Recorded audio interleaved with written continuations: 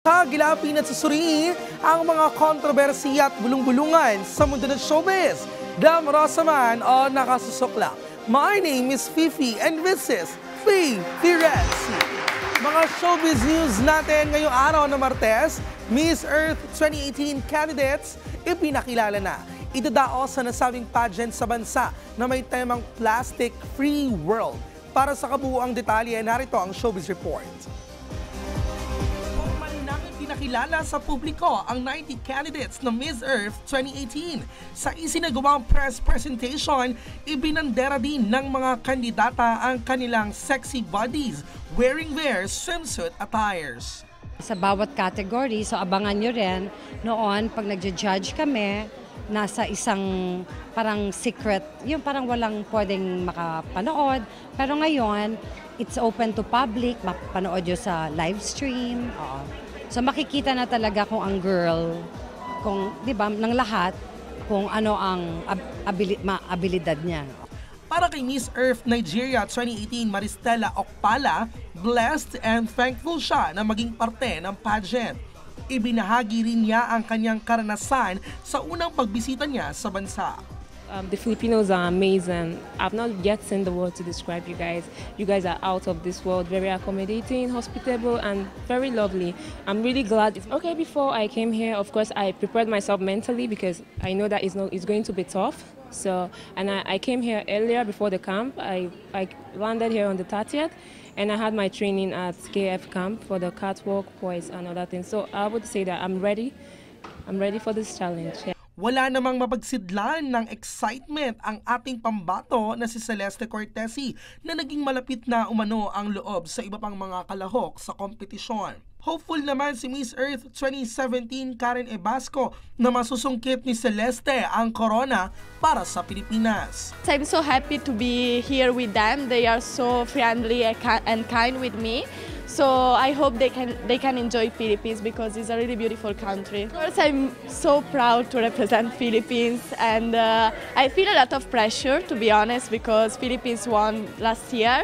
But I promise you guys that I will do my best to represent this country. Sobrang proud ako sa performance niya kanina kasi galing niya maglakad. Makikita mo talaga na nakatulog siya, makikita mo yung confidence niya. Sabi ko nga, hindi lang about maganda yung makeup mo, maganda yung hair mo. Kailangan yung confidence mo. Yun yung pinakamagandang kaya mo suotin na mamapakita mo sa ibang tao na handa ka. Kapag Miss Earth ka, tinatawag ka or kilala ka bilang tinatawag nating effective advocate. So kinakailangan alam mo about the environment kasi kahit saan ka magpunta ng lubalab ng mundo, merong nangyayari about the environment. So hindi mo alam kung sino yung mga taong makikilala mo, either politician ba or lawyers ba na may alam about the environment, kailangan handa ka.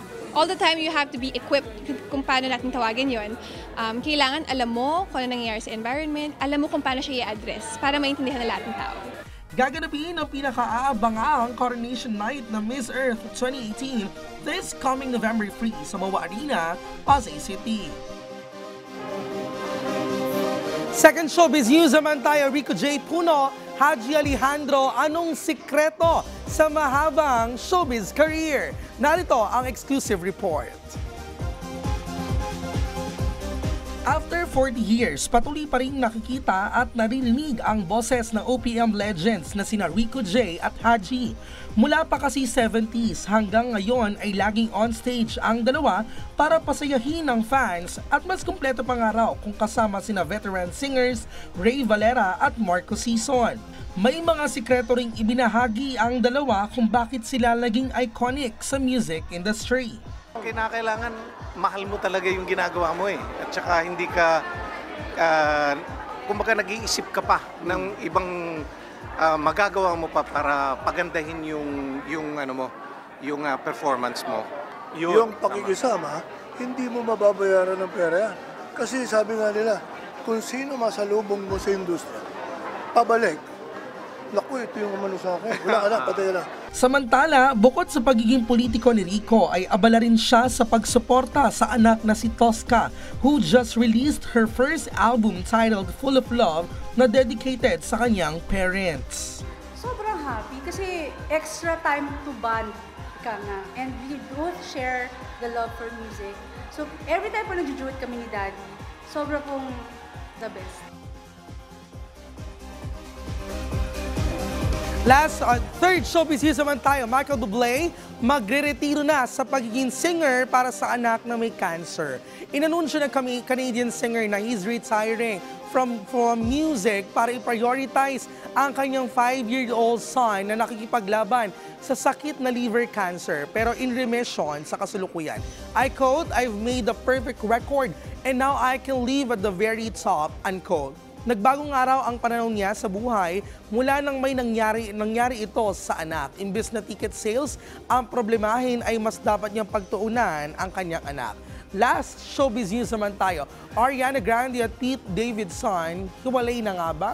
Hindi man kumpirmado pero ilang bagay ang nagpapahiwatig di umano na hiwalay na sina Ariana at Pete. Isang patunay rito ang hindi napuntahan ni Ari ang ilang events and guestings gaya ng 2018 Emmys same with Pete, no? And then Saturday Night Live at FK Cancer Gala. Pete also removed his Instagram account bago pa ang isyong ito habang si Ariana naman ay hindi na nagpo-post ng pictures silang dalawa.